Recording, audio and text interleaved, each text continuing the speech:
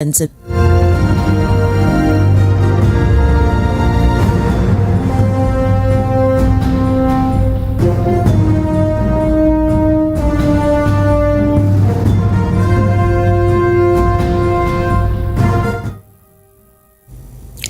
world news begins with the federal government set to commence the free distribution of 42,000 metric tons of grains across the country starting next week. Governor Mohammed Bago of Niger State made this known on Thursday after a meeting with the Minister of Agriculture and Food Security, Abubakar Kyari, in Abuja. The governor stated that the North Central state would be used as a pilot state before other states would join.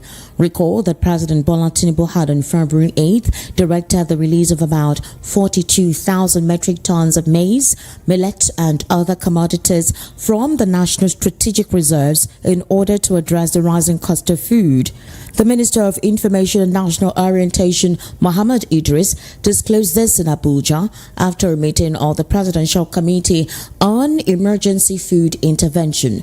Idris also stated that the Rice Millers Association of Nigeria had committed to releasing about 60,000 metric tons of rice to the markets. Also, on February 14, 2024, the federal government announced that it would distribute the 42,000 metric tons of grains approved by the president to poor Nigerians at no cost. Elsewhere, Paul Ibe, the senior spokesman to former Vice President Atiku Abubakar, has questioned Nigerians on the electioneering promise of President Bola Ahmed Tinubu. Ibe, during a monitored television program, rubbished claims that Tinubu single-handedly built Lagos State. According to him, President Tinubu assumes he built Lagos while ignoring that the state had been the federal capital for several years and had enjoyed resources and infrastructural development. Ibe said Nigerians have been waiting for the magic Tinubu claimed to have done in Lagos. But instead, the president has been doing trial and error for the last 9 months. He added that Tinubu's key promise to Nigerians was to take the path of former President Muhammadu Buhari, who some of his policies did not sit well with many Nigerians. Ibe said, and I quote, "I wonder where the claim that he built Lagos came from. Now is the time for the hard work. Let him work the talk." Prophet Tinubu, before he became President Tinubu, was speaking about this time in 2012 in the episode referred to. Because there's nothing in that letter that could not be situated in 2024. We've been waiting for the magic that Tinubu had, the magic that led to his building Lagos, forgetting that Lagos had been a federal capital for donkey years. He enjoyed resources and infrastructural development, so I wonder where the claim that he built Lagos came from. So now is the time for the hard work. Let him work. Where is the magic attributed to him? End quote. Elsewhere, the Independent National Electoral Commission has addressed recent criticisms directed at its chairman, Yakubu, urging detractors to engage more constructively. In an exclusive interview with the cable, the Chief Press Secretary to the INEC chairman, Rotimi Oyekomi, emphasized the need for critics to familiarize themselves with electoral laws and the Commission's processes before levying accusations. The response comes in the wake of the first anniversary of the 2023 presidential election on February 25, a date that saw a surge in social media activity, with some Nigerians expressing their displeasure towards Yakubu. The aggrieved parties accused him of manipulating the election results in favor of the incumbent President Bola Tinubu. Oyekomi, however, defended the integrity of the 2023 elections, describing them as a huge success and most painstakingly planned in the history of Nigeria's electoral process. He challenged the notion of electoral fraud and highlighted the Commission's commitment to transparency and fairness throughout the election cycle. Oyekomi said, and quote, "The Independent National Electoral Commission believes that the 2023 general election was a huge success despite some challenges that the Commission had to grapple with. It was the most painstakingly planned election, and for the most part, our plans were successfully executed. just last Friday, we released the official report of the election, which consisted of 526 pages, organized into 14 chapters and fortified with 60 tables, 14 boxes and 10 graphs. There is a lot to chew in the report, and for the first time ever in Nigeria's electoral history, the 2023 elections unveiled unprecedented political diversity, with 4 political parties capturing gubernatorial seats, effectively breaking the duopoly that has long dominated the political scene.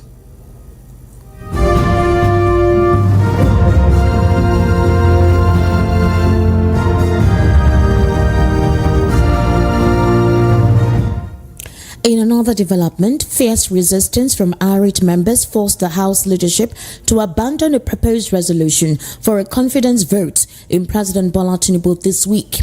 Now, parliamentary sources disclosed to the People's Gazette in a spat that accentuates the broadening fissures within the ruling party over desperate economic certitude assailing the country.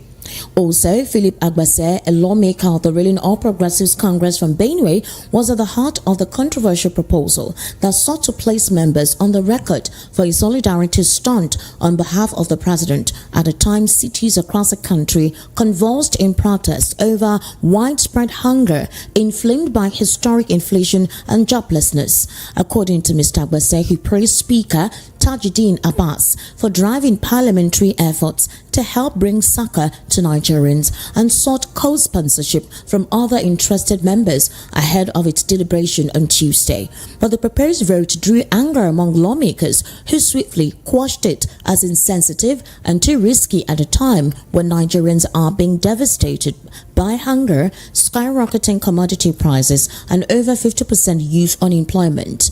Abiodun Falake, also of the ruling party from Lagos, tried to push the resolution through, telling lawmakers it would significantly burnish the president's image in a time of national economic peril.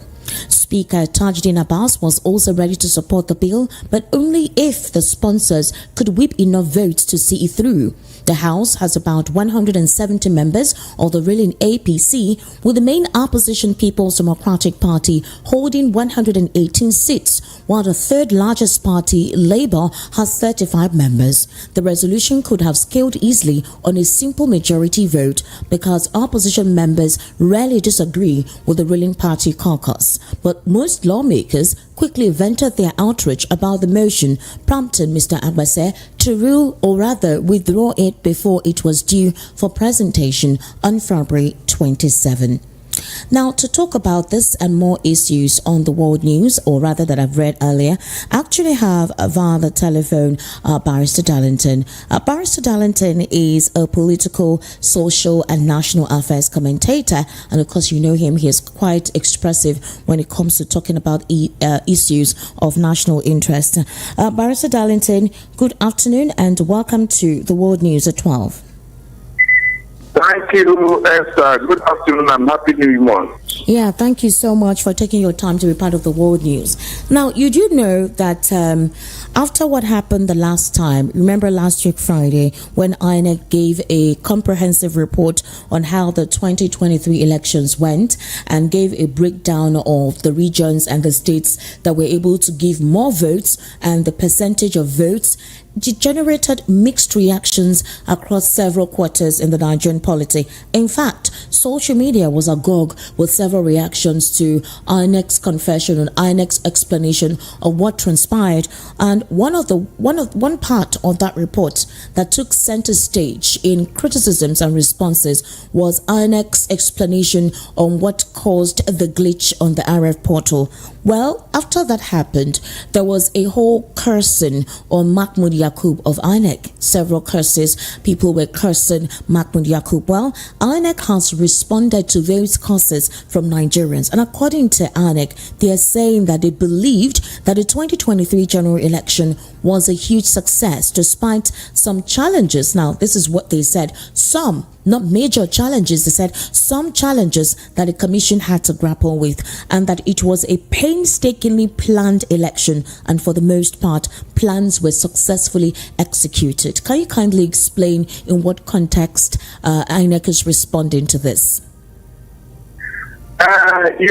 when a man has failed in his duty, he will look for every means to justify his failure. He will rather tell you that the tools they gave him to work is not good. Or that on that day he developed a high fever. Or that those who are working with him, they are the cause of the problem. Meanwhile, this was the most expensive election in the history of this country. This was an election that this man went around the whole world to give assurance that it is all the preparations are watertight. So this bug is not telling us, you mean for over a year now, he didn't notice the bug or what? Initially, he told us it was a glitch.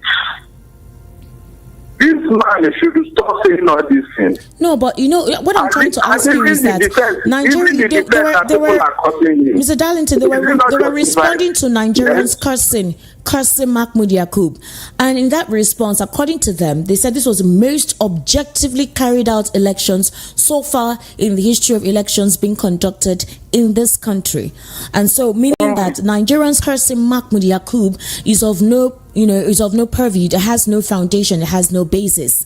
The INEC was logical in how they carried out and went about the conducting of the elections. How can anybody defend incompetence? How can anybody defend lies?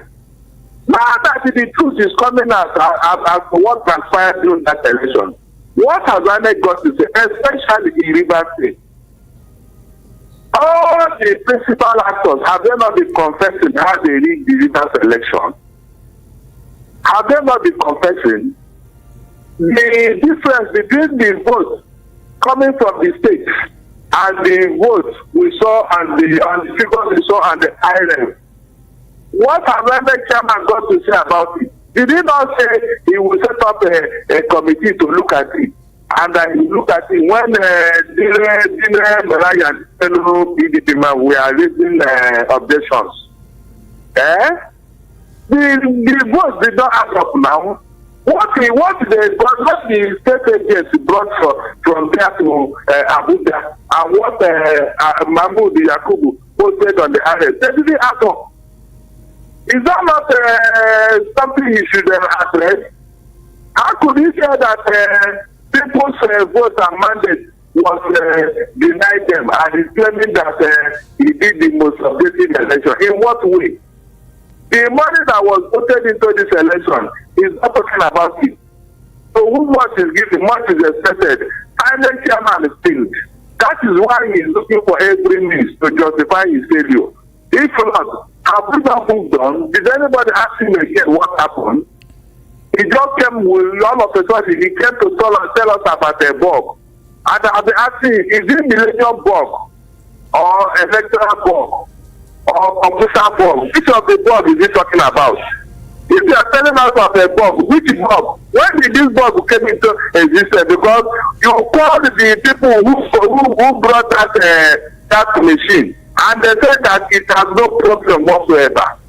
And they came to testify that there was nothing wrong with those machines. That was Amazon. So, those who are in charge of setting up the portal. Did anybody challenge Amazon at that time? When Amazon said this, everybody challenge them. I will bring a second opinion who will not counter what Amazon says, as to say that Amazon was saying rubbish. My dear, I make chairman failed. Not easy. He failed. And the society will judge him for what he has done to Nigerians, because it's because of what we are going through today. If that election was properly conducted, at least we would have known where we are by now. They did everything to impose somebody on us, and the result is now hurting all of them. That is why they are saying all these things they are saying now. Well, Mr. Darlington, and the chairman should be ashamed because of what he did. He should be ashamed. The man they brought him, they imposed on Nigeria, you can see his performance. Let Nigeria come and defend it now. He cannot. So how could you accept anybody that Nigeria choose such a president with all that transfer, with all the evidence, all the things they done from CSU, up till now, nobody has challenged those embarrassing records. And then the chairman is telling me, which election?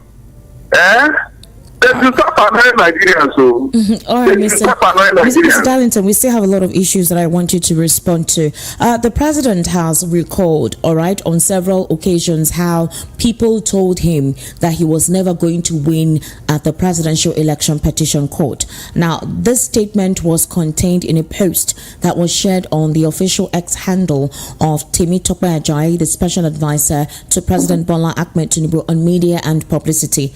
Well, the president was speaking about the economic challenges that are confronting the nation when he made the statement. And Tinubu said during the presidential election petition case, several people came up with all sorts of predictions that he was never going to win, but he remained focused. He said he will not allow Nigeria's economy to be exploited. So the question now is, President Tinubu is actually asserting and affirming that there were quite a lot of doubts. You remember during the campaign, he said it on one of the podium when he was addressing his supporters. He said, and this election, I am going to win it. And then, of course, during the petition case at the tribunal, he actually said he told those who were doubtful of him winning it that they speculated that he wouldn't win it. There were doubts, but he actually won at the tribunal.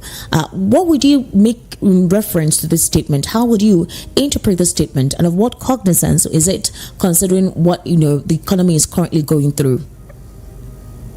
Can Tinubu beat his chest and say that he won that election? Well, he has said it categorically. Please, can he beat his chest before God and man and say that he won that election? These are the things you are talking about.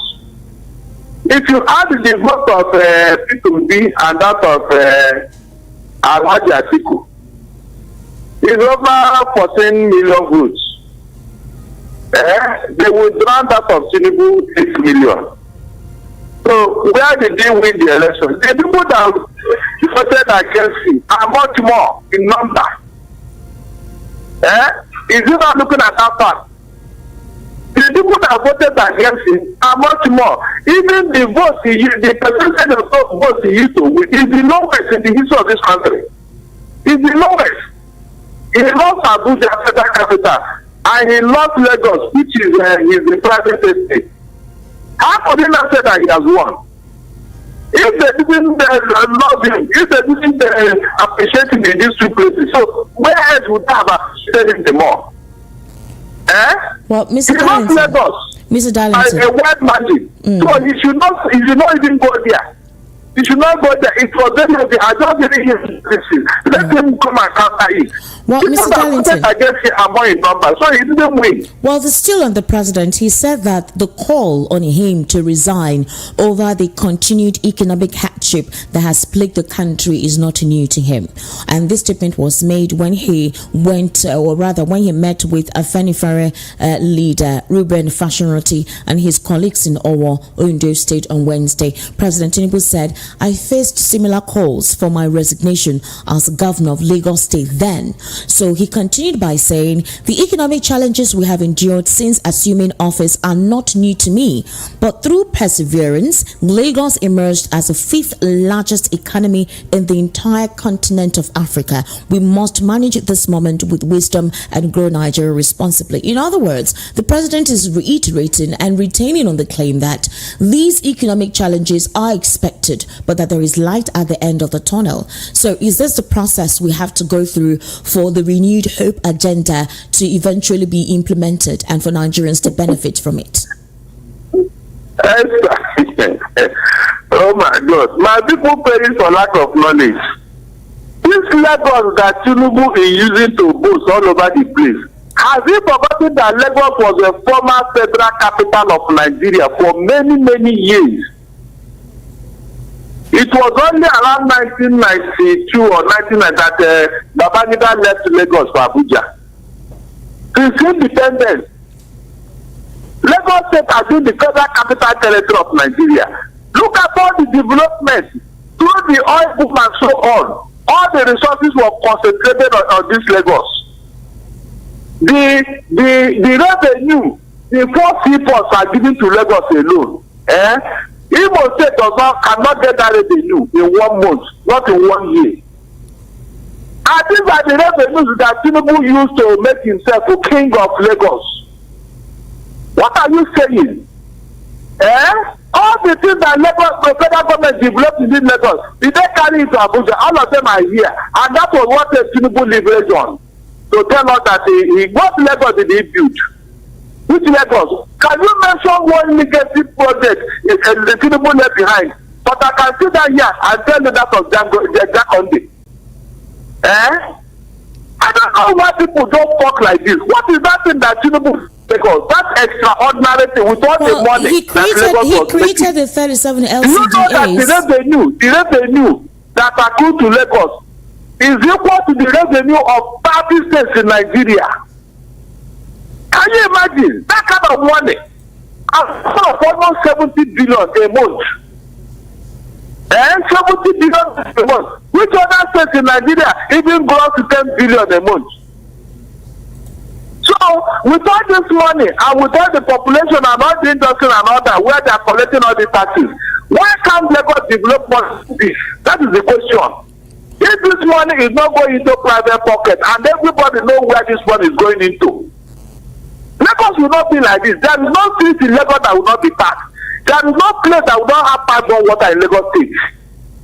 You will not talk about bad hospital and bad schools, which you have all over the place. This money is going into private pocket, and that is what somebody is using to pose. What did he do? Well, Mr. Darlington,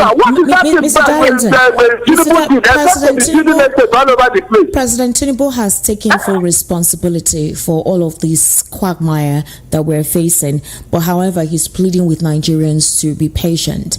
But a lot of critics and Nigerians have said, in the process of we being patient for you, is it when we die? Is it when we perish and there is no longer a productive population? Is that when we'll begin to see the positivity of your policy implementation?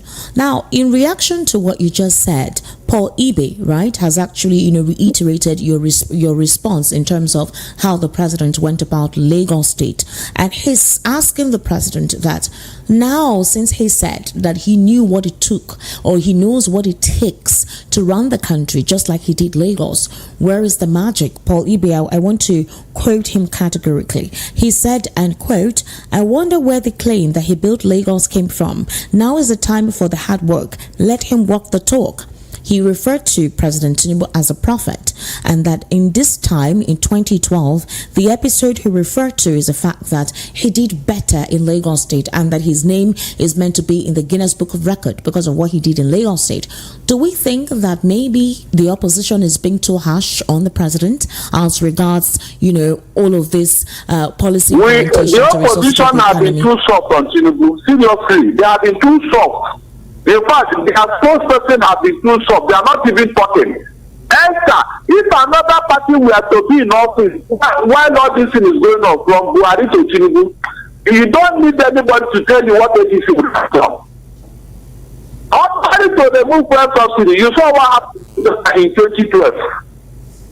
Now look at where they have packed the economy, right, left, and center.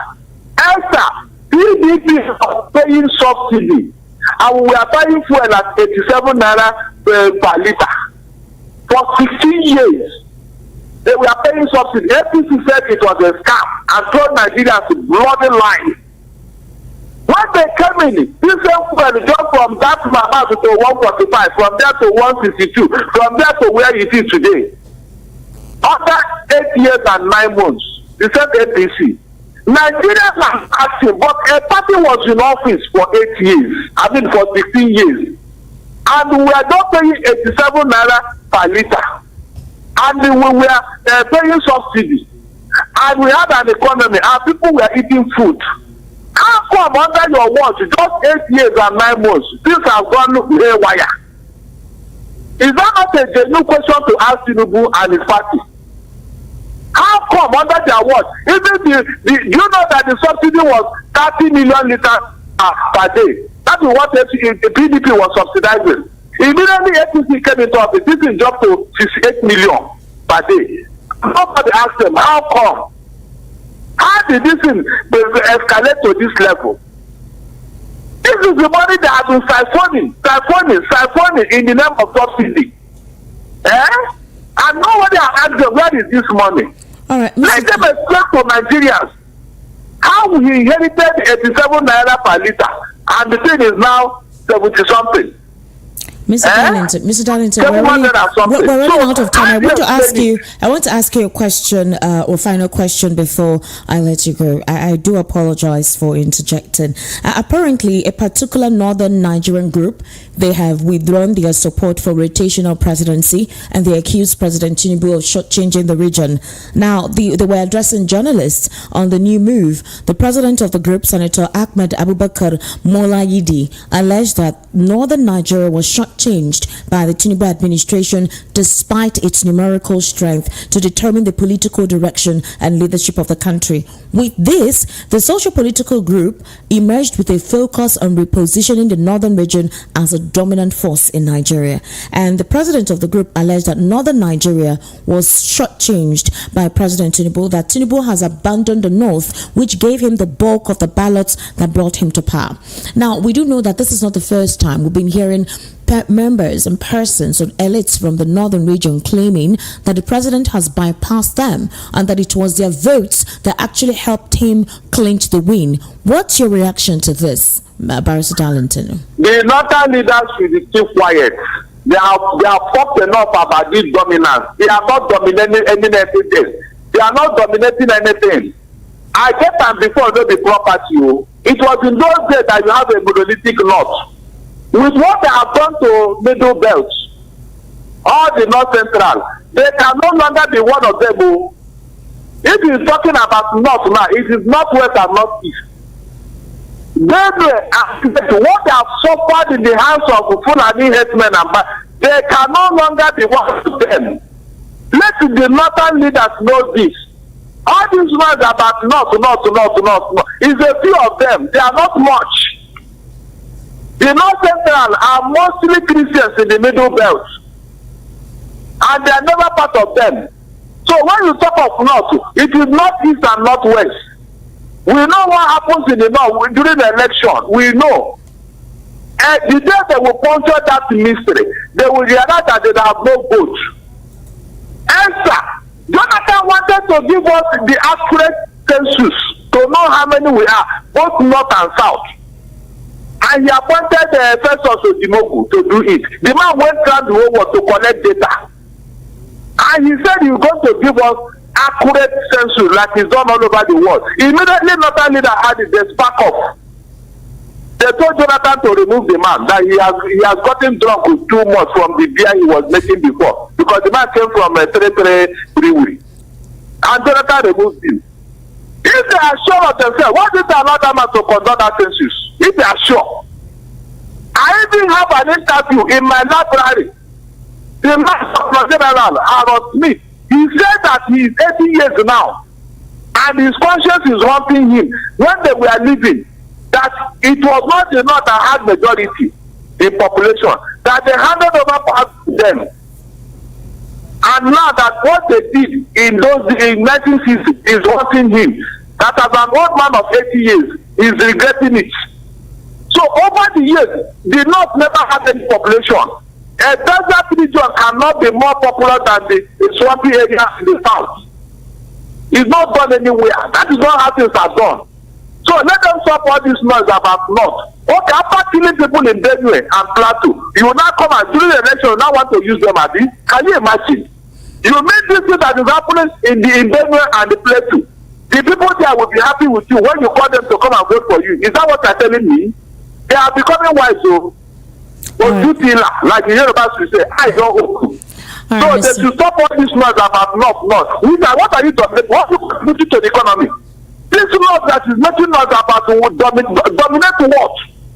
What are you dominating? What do you contribute to this economy, to this country? Except terrorism. You know what they are contributing? Enforcing terrorism all over the country. They are not even talking about that one.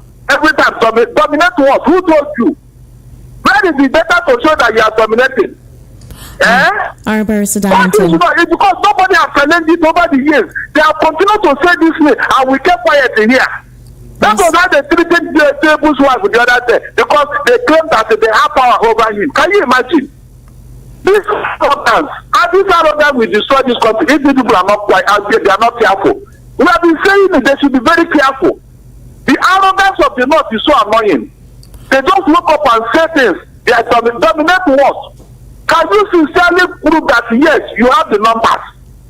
Does he not have the numbers? Do they have the numbers to enter? Let somebody answer me. Do they have the numbers? They say they don't do. have it. They say they have the numbers. Properly. They don't have any numbers. They say they have the numbers, and it was their numbers that helped the president win the 2023 elections.